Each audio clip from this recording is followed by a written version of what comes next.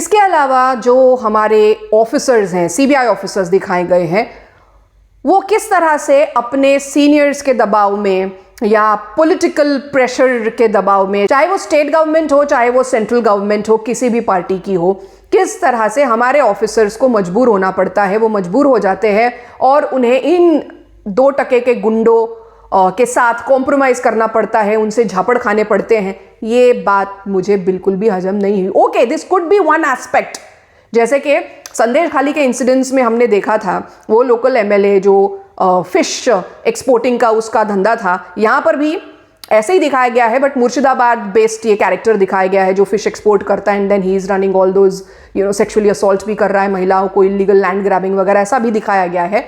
But then he is hitting our officers and our officers are actually they are not able to do anything।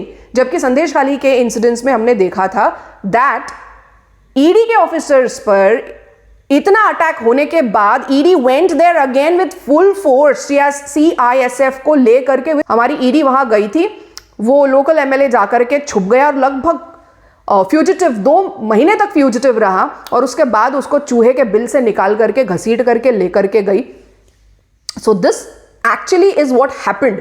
और इसी किस्म के एक incidents को या इसी के ऊपर बेस्ड एक कैरेक्टर को फिल्म में प्लॉट किया गया है।